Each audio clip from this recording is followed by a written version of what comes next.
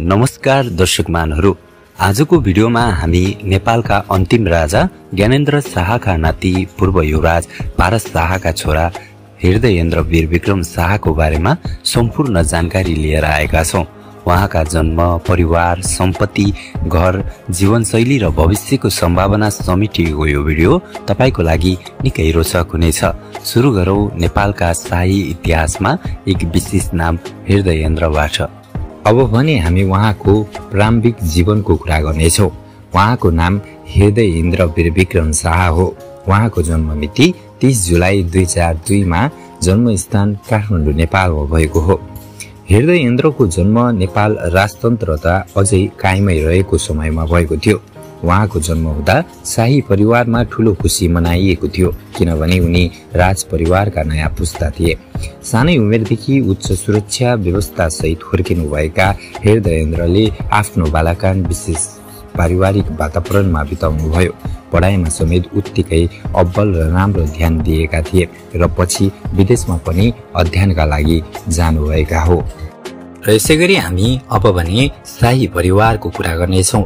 उहाँको बाजे ज्ञानेन्द्र वीरविक्रम शाह जो नेपालको अन्तिम राजा, र यसैगरी उहाँको बजै रानी कोमल शाह, र यसैगरी पिता पारस शाह जो पूर्व युवराज हुन्। उहाँको माताको नाम हो हिमानी शाह, जापानी मूलकी नेपाली राजकुमारी। दिदीहरू पूर्णिका शाही र कीर्तिका शाही रहेका छन्। हृदयेन्द्रको परिवार नेपालकै सबैभन्दा चर्चित र ऐतिहासिक परिवार हो। राज संस्था अन्त्य भएपछि उनीहरू सामाजिक जीवनबाट धेरै टाढा भए तापनि जनमानसमा उनीहरूको चर्चा अझै कायमै छ। विशेषता हिमानी शाहको सामाजिक योगदान र हृदयेन्द्रको सभ्य छवि जनतामा लोकप्रिय छन्। र यसैगरी अब हामी सम्पत्ति र घरका कुरा गर्नेछौं।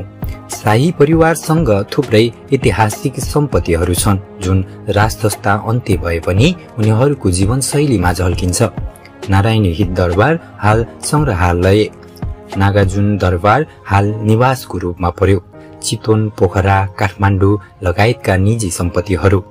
थुप्रै नेपाली मिडियाहरूमा शाही परिवारसँग लग्जरी बंगला, विदेशी सम्पत्ति र मूल्यवान गहना भएको चर्चा हुँदै आएको छ। हाल दरबार सरकार स्वामित्वमा गए पनि उनीहरूको निजी जीवनशैली अझै पनि आकर्षणको विषय हो। र यसैगरी हामी उहाँको जीवनशैली र रुचिहरूको कुरा गर्नेछौं। हृदयेन्द्र शाह आधुनिक र शालीन व्यक्तित्व भएका युवा हुन्। उहाँलाई गाडी प्रेमी, अन्तर्राष्ट्रिय यात्रा र शान्त जीवनशैली मनपर्ने भनिन्छ।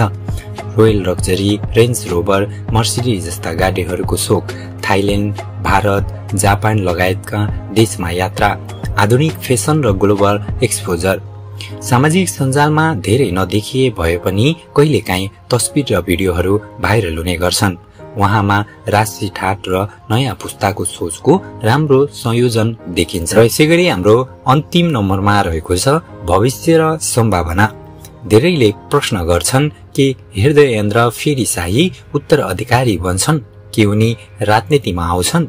हालसम्म उहाँले कुनै राजनीतिक अभिव्यक्त दिएका छैनन्, तर युवा पुस्तामा हृदयेन्द्रलाई आधुनिक, शिक्षित र सकारात्मक सोच भएको व्यक्तित्वको रूपमा लिइन्छ।